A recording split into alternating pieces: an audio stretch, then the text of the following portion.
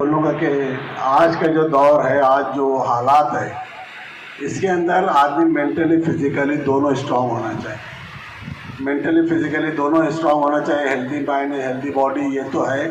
आज कमज़ोरी के यहाँ पे चलन बर्दाश्त ही नहीं लोग कर पाते। और मेरे वालिद साहब हमेशा बोला करते थे और हम भी हमेशा उनसे सुना करते थे कि कमज़ोर आदमी हर रिश्ता कमज़ोर कर देता है। कभी आदमी कमज़ोर है तो वो बेटा भी कमज़ोर है, शौहर भी कमज़ोर है, भाई भी कमज़ोर है।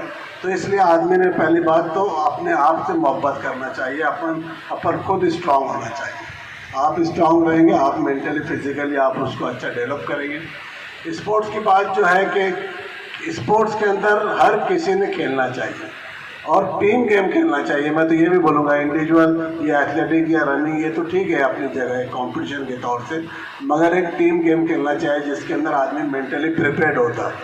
और एक 20 मिनट का गेम हो, वो बास्केटबॉल हो या तुम्हारा कबड्डी हो या हैंडबॉल हो या क्रिकेट का एक मैच हो, वो मैच के अंदर आदमी एक मैच के अंदर जीत की वो खुशी भी देखता है, हारने का गम भी देखता है। मैच इक्वल हुए तो उसका टेम्परामेंट भी उसको आता है कि मैच इक्वल पे चलता है, उसको जीता किस तरह गया है, या हारा हुआ मैच है तो उसको किस तरह जीता जाए। तो ये प्रैक्टिकली लाइफ के अंदर तुम्हारे काम में आता है। और ये आज जो मैं यहाँ पे हूँ और ये मेरे सिर्फ स्पोर्ट्स की वजह से हूँ। ज़िंदगी के अंदर मैंने बहुत अप एंड डाउन देखे हैं, बहुत उतार चढ़ाव मैंने देखा है, मगर ये खेलने के जो मेरे टेम्परामेंट था वही मेरे काम आया। बहुत खुशियाँ भी मैंने देखा है तो वो बर्दाश्त भी किया, बहुत गम भी आए, वो भी मैंने उसको स्टेबिलिटी से लिया और अल्हम्दुलिल्लाह आगे बढ़ते आया हूँ। हार हुई तो उसका गम मना के घर भी नहीं बैठा हूँ, दुख हुआ तो उसके वास्ते मैं डिप्रेशन में भी नहीं आया हूँ। ये सिर्फ स्पोर्ट्स से आता है। और नौजवानों को खेलना इसीलिए कंपलसरी किया है। अभी न्यू एजुकेशन पॉलिसी आई है, हमारे स्कूल के जिम्मेदारान भी बैठे, उसके अंदर हर बच्चे को खेलना ज़रूरी है। कॉलेज के अंदर जो बच्चा एडमिशन लिया है वो बिना स्पोर्ट्स में पार्टिसिपेट करे उसको तुम पास नहीं कर सकते। अभी हमारे पॉलिसी हमारे आ गई है और हमको हर बच्चे का एग्ज़ाम लेना ही पड़ता है, उसका फिटनेस टेस्ट भी लिया जाता है, कौन से गेम में वो पार्टिसिपेट किया है। नहीं किसी बड़े लेवल पे तो कम से कम इंटर क्लास में उसको खेलना है। इसीलिए बनाया गया है कि बच्चे मेंटली स्ट्रांग हो और वो मसरूफ़ रहे।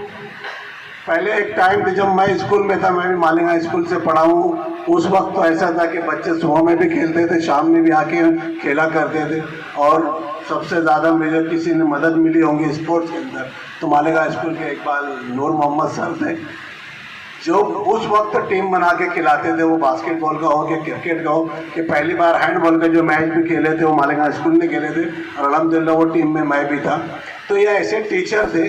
और कॉलेज में आके चैंपियन नहीं बनते, जो स्कूल से खेल रहे हैं वो आके आगे चैंपियन बनते हैं। कॉलेज में तो रोज़ मैचेस रहते हमारे पास, रोज़। आज कौन सा मैच खत्म हुआ हमको कल याद भी नहीं रहता, कौन खेला क्या खेला। 2 दिन के बाद में दूसरा बड़ा टूर्नामेंट रहता, हम वो देखते रहते। और ये 18-19 साल के बाद में डेवलपमेंट नहीं हो पाता। जो डेवलपमेंट होता है, जो नेचुरल रहता है, वो स्कूल के एज जो रहती 10-12 साल 15 साल 18 साल तक का, ये एज के अंदर होता है। कॉलेज में आने के बाद में वो पार्टिसिपेशन करते हैं, वो कैरियर बना सकते हैं स्पोर्ट्स के अंदर। और जिस वक्त हम खेलते थे या मेरे से आगे जो थे, काफ़ी अच्छा स्टैंडर्ड था मालेगांव के अंदर, काफ़ी अच्छे प्लेयर थे, क्रिकेट के हो, बास्केटबॉल के हो, कुश्ती के अच्छे पहलवान थे उस वक्त, मगर प्रोफेशनल नहीं था। इंटर कॉलेज खेलो या ऊपर डिस्ट्रिक्ट खेल के जोनल खेल के हम वापस आ जाते थे। तो ये होने की वजह से जब प्रोफेशनल नहीं था, मगर अभी हर गेम में प्रोफेशनल है। जो क्रिकेट खेल रहा है वो उसके अंदर कैरियर बना सकता है, जो बास्केटबॉल खेल रहा है उसके अंदर वो कैरियर बना सकता है, कबड्डी के अंदर कंटिन्यू लीग साल भर चल रही है और सब अल्हम्दुलिल्लाह पैसा कमा रहे हैं। क्रिकेट के अंदर IPL खेला है वही पैसे वाला, ऐसा नहीं है। जो डिस्ट्रिक्ट के लीग्स में खेल रहे हैं उनको भी पैसा मिल रहा है। एक मैच के 20-20 हज़ार रुपये हमारे नासिक के बच्चे खेल रहे हैं। इंटर कॉलेज को टूर्नामेंट, हमारा इंटर जोन टूर्नामेंट, हमको उनके लीग के टाइम टेबल के हिसाब से रखना पड़ता है कि बच्चे आएंगे कि नहीं आएंगे खेलने, इतना वो पैसा कमा रहे हैं। हमारे शहर का मसला यह है कि प्रोफेशनल नहीं है कोई भी गेम। आज एसोसिएशन भी है, ये कोई एसोसिएशन गवर्नमेंट से एफिलेटेड नहीं है। वो क्रिकेट की हो कि हमारी कबड्डी की हो कि कुश्ती के हो, कुश्ती फेडरेशन के भी काफ़ी हमारे एक्टिव है, काफ़ी कुश्ती के टूर्नामेंट हो रहे, बाहर के कोच भी आ रहे हैं, कुश्ती लड़ भी रहे, मगर वक्ती तौर से खुशी मिलने वाली यही टूर्नामेंट होता है। ये आज खेले, इनाम मिला, आ गया, और यूट्यूब पे इंटरव्यू आ गया, पेपर में फोटो आ गया, ये सोच के मत खेलो। वो क्रिकेट हो गया, कोई भी गेम हो। बचपन में हमको सिखाया गया था लो में इज अ क्राइम, छोटी सोच जुर्म है, सोच तो बड़ी होना चाहिए। खेल रहे हैं तो उसके अंदर बड़ा ही खेलने का, कैरियर बनाने का तो मैं बड़ा ही खेलूँगा, मगर ये स्पोर्ट जो है ये फुल टाइम काम है। जो स्पोर्ट्स के अंदर कैरियर बनाना चाहता है या जिसका नेचुरल गेम अच्छा है उसके ऊपर आप ध्यान दो, ये फुल टाइम है। जिस तरह से नीट की क्लास चलती है हमारे पास में, सुबह से बच्चे आके शाम तक, तो स्पोर्ट्स के लिए भी ऐसा ही होना चाहिए। बच्चा सुबह में ग्राउंड पे आना चाहिए, उसका फिटनेस होना चाहिए, दोपहर के अंदर योगा होना चाहिए, शाम में उसका स्किल डेवलपमेंट के लिए होना चाहिए, बाद में उसकी प्रैक्टिस होना चाहिए। और जब तक ये ऐसा नहीं होगा, जब तक तुम चैंपियन नहीं बन सकते, प्रोफेशनल नहीं बन सकते।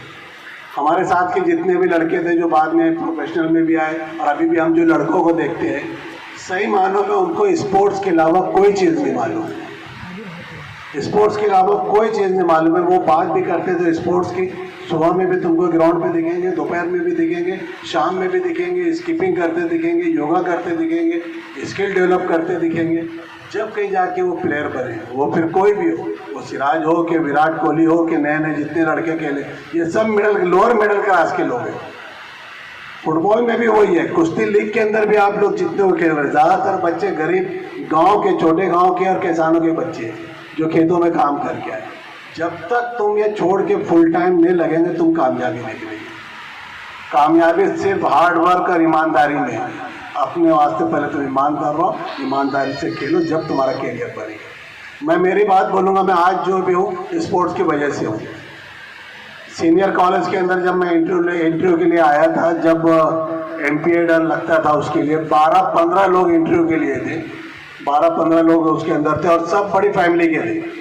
मैं अकेला मुस्लिम था, और अल्हम्दुलिल्लाह मेरा अकेले का सिलेक्शन हुआ, क्योंकि मैं अकेला यूनिवर्सिटी था। मुझे मालूम था सीनियर कॉलेज के लिए यूनिवर्सिटी प्लेयर लगता था, और उस वक्त तो मैं अकेला यूनिवर्सिटी प्लेयर था जो MPA भी था, और कामयाब हुआ मैं उसके अंदर। तो तुम्हारी मेहनत, तुम्हारी ईमानदारी, तुम्हारी तालीम वेस्ट नहीं होती, उसकी सबसे बड़ी मिसाल मैं।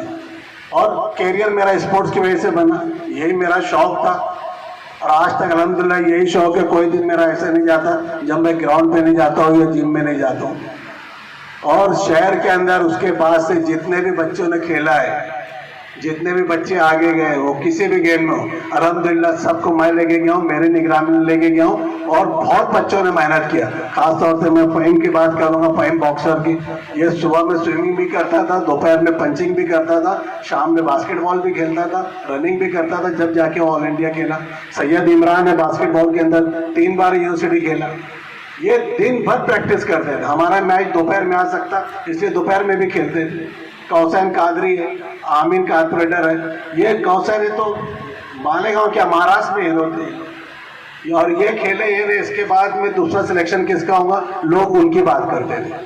वो कौसैन कादरी हो कि शोएब हो कि हमारा अजहर हो, ये तो बड़े प्लेयर थे, और ये बहुत मेहनत करे, और इनको खेलना और इनको खिलाना हमको भी अच्छा लगता था। उस वक्त बॉडी बिल्डिंग के अंदर ही उबैद था जो ऑल इंडिया खेला उसके अंदर। और ख़ास तौर से मैं अभी वो मुसद्दिक आया नहीं है जो वॉलीबॉल का प्लेयर था, हमारे सिटी कॉलेज का स्टूडेंट है, शायद पूना में कहीं अभी वो कर रहे हैं।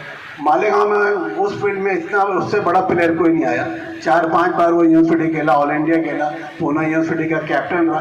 तो ये लोग खेले और बाकी क्यों नहीं खेले, उसकी वजह है कि ये जैसी मेहनत करते थे ऐसी मेहनत कोई नहीं करता। ये दिन में, शाम में, रात में फिटनेस, स्किपिंग, फ्लेक्सिबिलिटी के लिए योगा, हर चीज़ करते थे, जब कहीं जाके ये प्लेयर बने। और अल्हम्दुलिल्लाह इनका नाम हमेशा लिया जाता है जब भी स्पोर्ट्स की बात चलती है। पूना यूनिवर्सिटी की बात हो कि हमारे नासिक की बात हो, ये सब बड़े प्लेयर हमारे रहे। तो हमारे शहर के अंदर नेचुरल स्पोर्ट्स है, मगर उसके लिए फुल टाइम लगना पड़ता। ये बॉक्स क्रिकेट खेल रहे हैं और रात में प्रैक्टिस कर रही है, सब से तुम पार्टिसिपेट हो सकते, चैंपियन नहीं बन सकते, कैरियर में रह सकते। उसके लिए तुमको फुल टाइम मेहनत करना पड़ेगी। और जब तुम स्पोर्ट्स में लगे रहेंगे, अपने आप पे मेहनत करेंगे, बाकी सारी खुरापात से तुम दूर रहेंगे। ये सब चीज़ ना तुम्हारा मोबाइल में ध्यान रहेंगे, ना और कोई दूसरी जो अद्वियात आई है उसमें किसी का ध्यान रहेगा। ये सब बच्चे आज भी अल्हम्दुलिल्लाह सब फिट है, सब एक्टिव है, सब आज भी ग्राउंड पे रहते, नए ग्राउंड तो वॉकिंग करते, नहीं है तो जिम जाते, तो ये सब चीज़ लगी है उनके साथ में। मैं जब स्कूल में था या कॉलेज में था या जब तक नौकरी पे नहीं लगा था, मैं क्रिकेट भी खेलता था, बास्केटबॉल भी खेलता था, रात में कबड्डी भी खेलता था। कबड्डी तो बंद हो गई थी, बाद में मैं ही चालू कराया कबड्डी। ये हमारे साथ के फैयाज सर, ये सब हमारे है साथ में खेलने वाले। और उसके बाद भी मेरे पास टाइम रहता था, मैं करमुल्ला में कुश्ती भी लड़ता था। तो ये तो ठीक है, शौक़ था मेरा, अल्हम्दुलिल्लाह अल्लाह ने मुझे उसी में नवाजा, मैं उसी में कामयाब बना। पीएचडी की जो बात है, मैं एजुकेशन फैमिली से बिलोंग करता हूँ। हमारे घर पे कभी कोई बात एजुकेशन के अलावा कभी कोई दूसरी बात नहीं होती थी। वालिद साहब के साथ में जो बैठे सिर्फ तालीम की बात होती थी।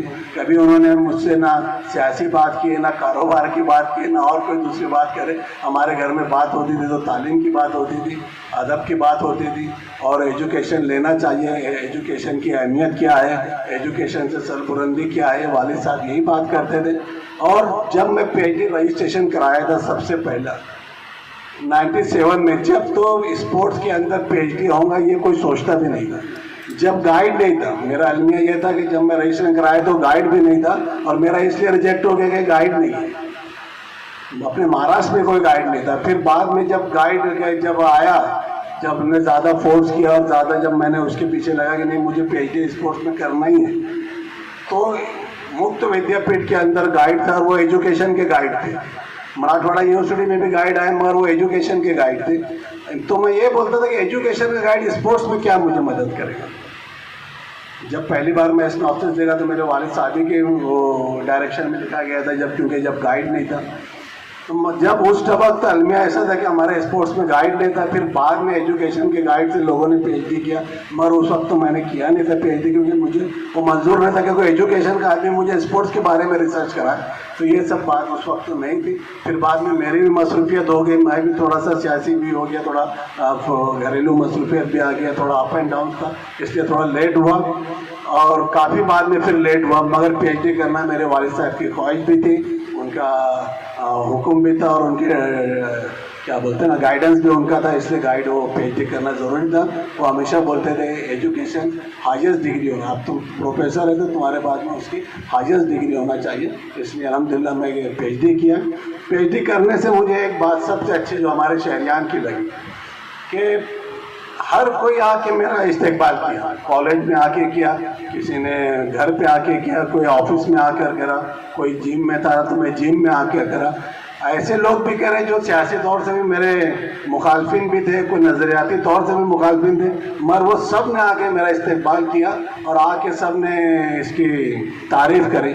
एक बात समझ में आई कि लोग तालीम को पसंद करते और लोगों को तालीम याफ्ता देखना चाहते। तो ये हमारी तुम्हारी सबकी जिम्मेदारी है कि हमने तालीम हर किसी तक जाना चाहिए, आला से आला तालीम तक लोगों तक पहुंचना चाहिए। हमारा शहर मस्जिद मीरानों का शहर था, कभी अदब का शहर था, कभी शायर व अदीबों का शहर था, मगर आज हमारा शहर तालीम का भी सेंटर हो गया। 50-55 लोग MBBS के अंदर हमारे पास एडमिशन लेते थे, आज अल्हम्दुलिल्लाह 60 पिछले इस साल शायद 70 बच्चों ने MBBS में एडमिशन लिए। तो हमारे शहर के लिए बहुत एजाज़ की बात है। हमारे शहर में नेचुरल टैलेंट बहुत है, वो तालीम की बात हो कि स्पोर्ट्स की बात हो कि हमारा क्रिएटिव माइंड हो, ये हमारे शहर में बहुत है, इनको प्रॉपर होना चाहिए। और सबसे अच्छी बात है कि हमारे पास कोई अच्छा काम करे तो शहर उसकी सराहना भी बहुत करता है, ये हमारे लिए सबसे अच्छी बात है। मैं खाली एक ही बात इसके अंदर बोलूँगा कि इसके अंदर आप सब अपनी जिम्मेदारी समझना चाहिए, स्कूल के वो टीचर हो कि हमारा जो एक आम शहरी हो, कि हमारे शहर के नौजवानों को तालीम के साथ जोड़ना चाहिए।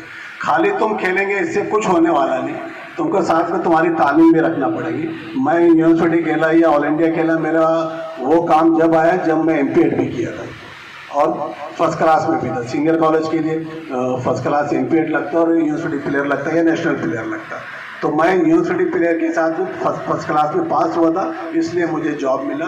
और नौजवान लड़कों ने पढ़ना चाहिए। अभी भी जो मैं देख रहा हूँ लिस्ट, वो मेडिकल की हो या तुम्हारा अभी जो हमारे पास PG में जो एडमिशन है MSG में 70% लड़कियाँ हैं, 70% लड़कियों का एडमिशन हो रहे हैं। तो ये लड़कों ने, नौजवान लड़कों ने इसमें ध्यान देना चाहिए। नौजवानों ने मोबाइल या दूसरी और भी जो खुराफात है उससे दूर होना चाहिए।